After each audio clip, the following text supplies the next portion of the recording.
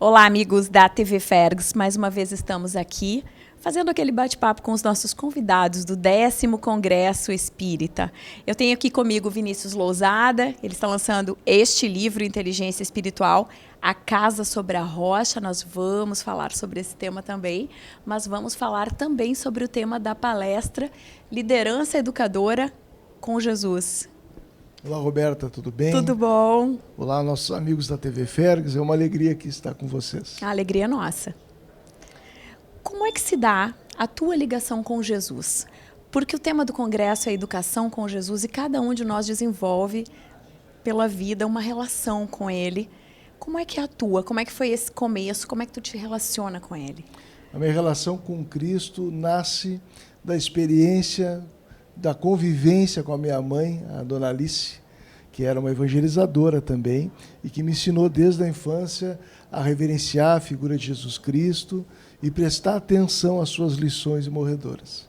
Então, para tua mãe, Jesus já era um educador, ela te fazia enxergar dessa maneira. Sim, a minha mãe era espírita, eu nasci numa família espírita, onde os fenômenos mediúnicos conduziram os meus pais ao conhecimento das obras de Allan Kardec, ao estudo e à prática da doutrina. Então, na minha família, sempre se falou de Jesus como o mestre de todos nós. O Cristo descrucificado. Jesus mensagem e Jesus o governador espiritual da Terra, com essa missão de nos conduzir todos ao processo de iluminação interior a partir da prática do amor, do exercício da caridade. E é isso que vem te trazendo, então, na tua caminhada como escritor, como palestrante, até chegar nesse tema numa palestra, né? Mas uma palestra num congresso tão grande como esse, lotado, que a gente está vendo ali do lado, existem pessoas de diferentes níveis de aprendizado, de percepção.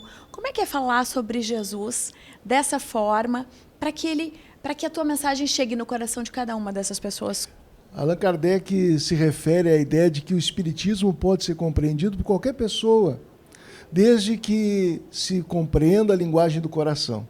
O nosso propósito é tentar entrar na sintonia dessa linguagem, falar o coração dos companheiros, dentro da simplicidade, da lógica, da racionalidade da doutrina espírita, mas emprestando naturalmente a nossa própria emocionalidade e o nosso compromisso, que é de nos tornarmos criaturas melhores também. É um esforço que todos estamos envolvidos, sejam palestrantes, congressistas, todos, como diz André Luiz, na Academia do Evangelho somos aprendizes.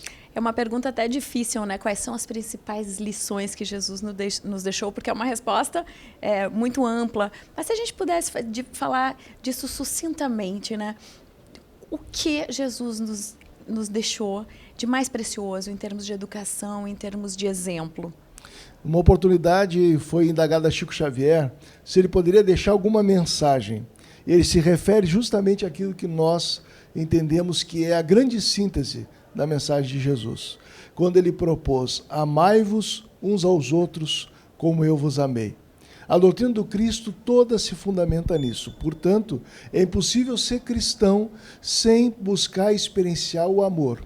E é um amor sem fronteiras, um amor que não é exclusivista, que não se abraça a preconceitos, não se abraça a radicalismos, a posturas que neguem a fraternidade.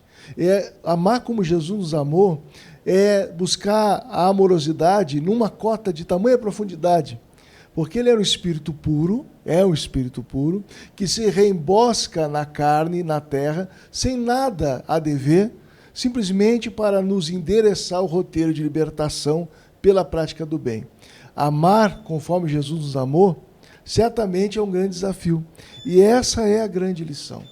Ignorar as posturas de ódio, de violência, superar o desejo de vingança, retribuir o mal, com o bem. Tudo isso se sintetiza no amor que Jesus legou a cada criatura e vem legando. E, aliás, de alguma forma, a essência de todas as religiões, inclusive as não cristãs. E está na base também da ética, em que alguém pode abraçar sem ter religião. Exatamente. E o não fazer ao outro, né, o que tu não queres que façam a ti mesmo. Isso é além de qualquer religião. E isso foi um grande ensinamento dele. Mas por que hoje, nesse período da Terra, e já entrando um pouquinho aqui, no que está escrito aqui em Inteligência Espiritual, a Casa sobre a Rocha, por que nesse período de regeneração, nesse período de turbulência que a gente está vivendo, parece cada vez mais difícil conseguir viver assim, com esse amor, com essa fraternidade? E qual é o desafio nisso, então? Realmente parece mais difícil, é uma questão de percepção. Não é mais difícil, nós já evoluímos muito. Se nós olharmos, por exemplo, os estudos sobre a história da infância de Philippe Herrier, na Idade Média era comum alguém assassinar o próprio filho para garantir a subsistência material dos demais. Hoje nos causa horror, inclusive uma palmada a uma criança. Então nós já progredimos muito, há movimentos no nosso país convidando-nos a educar sem bater. Quando, algumas décadas atrás, seria muito natural nós chamarmos uma vara de marmelo de psicólogo.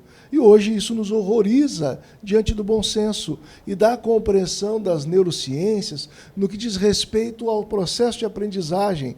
Está estribado fundamentalmente no afeto. Então nós não estamos vivendo um momento pior. Nunca se falou tanto de amor sobre a Terra. O fato é que nós temos mais acesso à informação que diz respeito às barbaridades que a criatura que não se libertou do egoísmo ainda promove junto aos seus. Aliás, os espíritos dizem a Kardec, essa é a causa de ser tão difícil amar na Terra. Os espíritos dizem que o vício mais radical é o egoísmo. E nós devemos fazer todos os esforços para combatê-lo, superá-lo no nosso coração, extirpando o egoísmo e também um filho dileto dele, que é o orgulho. É essa visão sobre nós mesmos que nos coloca acima dos demais equivocadamente e que dá base para as disputas na vida social, para as atitudes que ignoram o direito do outro ser feliz. Nós precisamos compreender que o Evangelho nos traz um roteiro para que nós convivamos de maneira melhor hoje. Mas, sem dúvida, nós já estamos muito melhores do que algumas décadas e alguns séculos atrás. Imaginemos que, há algumas décadas atrás, a violência contra a mulher no âmbito doméstico era admitida. Se dizia no brocado popular, em briga de marido e mulher, ninguém não se mete a colher. E hoje nós temos a Lei Maria da Penha, nós temos a perspectiva dos direitos humanos que não contrariam em nada o Evangelho do Cristo, que colocou o direito do outro, a felicidade, a integridade, a sua dignidade, como referência para o nosso direito. Quando ensinou-nos, façai aos outros o que gostarias que os outros vos fizessem.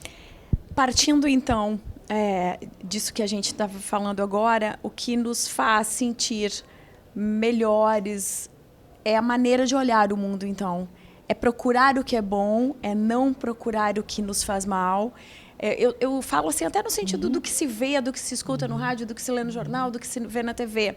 A gente tem opções, porque, claro, as redes sociais agora também trazem muitas informações, e as redes, a informação, a tecnologia, ela é boa, ela é neutra, aliás, a gente faz dela o uso que quiser.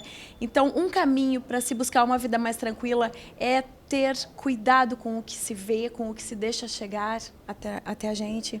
Naturalmente, nós precisamos filtrar as informações e observar onde é que está o nosso foco. Allan Kardec, em A Gênese, quando se refere a esses tempos chegados de transição planetária, Roberto, o que ele alerta? Que se confundem nesse momento dois elementos, ou elementos das duas gerações. Dos espíritos mais vinculados à barbárie, ao orgulho, ao egoísmo, e aqueles que já aspiram às estrelas, que já sonham com uma era de regeneração, que já pautam a própria vida na ética do Evangelho de Jesus. Naturalmente, esses elementos se confundem, mas por conta da nossa imperfeição, o nosso foco está normalmente naquilo que é mais negativo. E aí nós temos um recurso para filtrar o que nós precisamos nos ocupar ou não, numa página muito bonita do Espírito Emmanuel, escrita por Chico Xavier, no livro Viajor, em que ele diz assim, o olhar de Jesus. Jesus nunca se deteve no aspecto sombrio de companheiro algum. Isso é uma lição que nós podemos trazer para o nosso cotidiano. Quem sabe nós possamos enxergar os problemas, mas não venhamos nos deter neles, enxergando as possibilidades, as soluções, as conquistas já realizadas no campo da fraternidade. Hoje nós temos quantas pessoas fazendo trabalho voluntário, nós temos uma preocupação com a ética, com a coisa pública. Nós já estamos vendo surgir na juventude um anseio de construir uma nova política. No movimento espírita, vamos falar da nossa seara. Hoje aqui nós temos todas as gerações reunidas para falar sobre Jesus e seu Evangelho e buscar um roteiro de bem viver. Então, se nós exercitarmos um olhar que não é alienado, reconhece o mal, mas que foca nas possibilidades do bem, certamente nós teremos mais paz, mais saúde e fortaleceremos em nós e no outro o lado bom, porque todos somos filhos de Deus, então potencialmente capazes de amar e de produzir coisas belas na terra. Isso tem relação com construir a casa sobre a rocha? Exatamente isso que você nos fala? Sim, porque Jesus propôs, e nós trouxemos para a obra a ideia, de que aquele que ouve o Evangelho e o pratica é como um sábio que constrói a casa sobre a rocha, e que os temporais, as ondas do mar, nenhuma circunstância pode derrubar. Quando nós falamos da inteligência espiritual, a ideia é desenvolver à luz da doutrina espírita um saber, um agir e um sentir que edifiquem em nós próprios a prática do Evangelho, de forma que essas horas de transição, as dificuldades do caminho, a loucura que parece generalizada, não nos tire do nosso eixo e não percamos a meta que nós temos como espírito imortal, que é desenvolver a justiça na sua plenitude, que é desenvolver o amor também na sua plenitude e desenvolvemos a nossa inteligência ou a nossa sabedoria, como diz o Espírito Paulo lá em O Livro dos Espíritos, ao tratar esse tema. Hoje a gente tem muito problema de depressão, de suicídio, tentativa de suicídio, vazio existencial. Muitas pessoas não veem sentido na vida. Como podemos ajudá-las? Com que tipo de gesto, com que tipo de palavra? Muitas dessas pessoas até não são espíritas, mas estão no nosso cotidiano, vizinhos, amigos, colegas de trabalho. Como fazer a nossa parte na educação do sentimento e no auxílio a essas pessoas? O Dr. Rolomei, no século passado, teve a oportunidade de investigar o problema do vazio existencial. E ele percebeu numa obra chamada O Homem em Busca de Si Mesmo, que numa sociedade de consumo de valores materialistas e descartáveis, hoje Zygmunt Bauman chamaria de uma sociedade líquida, as pessoas eram levadas a atender ditames, regras, para alcançar o sucesso estabelecidas nessa lógica de consumo. Então, há muita gente que construiu as suas vidas com base em projetos instituídos pela sociedade ou pelos outros, e não pela sua própria vocação, não pelo seu chamado interior, não pelos seus potenciais divinos. Essas pessoas estão fadadas, se não buscarem a si próprias, a viverem como homens e mulheres espelho, refletindo as expectativas dos outros. E o resultado disso é a angústia, a ansiedade, a depressão, o vazio existencial e, claro, potencialmente um anseio por evadir-se da vida pelo suicídio. Como é que nós podemos ajudar os que vivem esse drama? Primeiramente, exercitando algo que no Evangelho está recomendado. Não julgueis. A nossa sociedade, que é discriminatória, estabelece muito o julgamento como recurso de selecionar as pessoas. Aliás, parece até absurda a possibilidade de pensar numa lógica sem julgamento. Mas não fomos nós que a inventamos. Foi Jesus Cristo, quando nos chamava a atenção que nós somos capazes de ver o cisco no olho do irmão e não ver a trave diante do nosso. Nós nos habituamos a julgar, classificar as pessoas, rotulá-las e, portanto, estabelecer mecanismos mais ou menos sutis de exclusão. Em primeiro lugar é não julgar. Em segundo lugar é ter clareza de propósito existencial, porque para ajudar os outros eu preciso me ajudar. Se eu tenho um propósito claro, eu sei para o que vivo, estabeleço um ideal que norteia todos os meus dias, as minhas escolhas, eu passo a contaminar positivamente os outros. Há um médico austríaco que no passado chegou a ser prisioneiro de um campo de concentração, Viktor Frankl, e ele se refere a isso, quando observou que haviam pessoas que eram capazes de superar as circunstâncias mais terríveis sem se abalarem, aguentavam as atrocidades do nazismo sem perder sua integridade psicológica e moral. Essas pessoas tinham um propósito claro. E ele vai dizer, então, que quem tem um porquê enfrenta qualquer como. Se nós estabelecermos para nós próprios uma clareza de propósito no roteiro de evolução, um desejo de bem viver e crescer e servir a coletividade, por contágio na relação social, nós já estamos contribuindo.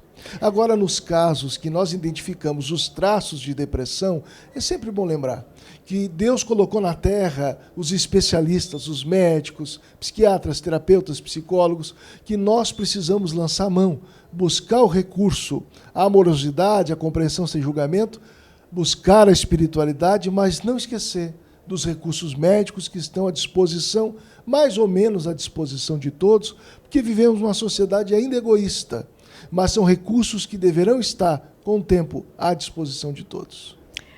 É verdade, muitas vezes as pessoas acabam não indicando ou entendendo que não é necessário ir ao médico, ou julgando, ou criticando, e isso é absolutamente correto. Existem profissionais que ajudam muito, tratamentos que fazem muito bem, assim como o espírito buscar.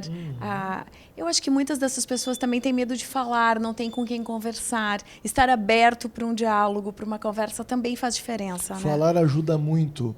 Nós temos na nossa sociedade, de valores também machistas, uma dificuldade do nós homens expressarmos os nossos sentimentos. Não é à toa que dizem alguns estudos que nós adoecemos mais, porque é um tabu. E as questões de saúde mental são um tabu ainda estabelecido em vários espaços, a tal ponto que há especialistas se referem à nossa sociedade como uma sociedade psicofóbica, tem fobia dos temas da saúde mental. O espiritismo é uma ciência que dialoga com as ciências que têm outras perspectivas. E como ciência nos convoca a lidar com lucidez com esses temas, buscando os recursos apropriados e, ao lado disso, buscar a espiritualização do ser. Há um diálogo que me chama muita atenção de Paulo e Barnabé no livro Paulo e Estevão, em que Paulo diz a Barnabé que se nós tivéssemos Cristo em nossa intimidade, seria de outra ordem os problemas humanos. No momento que nós tivermos a compreensão de que Jesus deve ser vivido mais do que ter o seu nome repetido, nós nos colocaremos a serviço uns dos outros e encontraremos meios de ajudar essas pessoas, amparando-as. Às vezes são pessoas que estão ao lado da nossa casa, ou estão dentro da casa da gente, ou somos nós próprios, que no primeiro sintoma, na primeira impressão, necessitamos, por um dever para consigo, de buscar os recursos apropriados. E é muito bom. Imagina se todo mundo na Terra fizesse terapia, nós teríamos menos conflitos. Então nos cabe sim buscar esses recursos e amparar-nos mutuamente. Naturalmente, onde houver amor, nós temos aí alguns passos de possibilidade de libertação dessa problemática já alcançados. Jesus, amor, perdão, respeito, a gente consegue caminhar bem melhor. E de mãos dadas com a ciência sempre. Muito obrigada pela tua entrevista, seja sempre bem-vindo aqui no nosso congresso, já é de casa. E nós continuamos aqui na TV Fergs, batendo papo com os convidados do 10º Congresso Espírita. Você acompanha tudo no YouTube, acompanha no site também e nas nossas redes sociais. Os endereços estão no vídeo em instantes.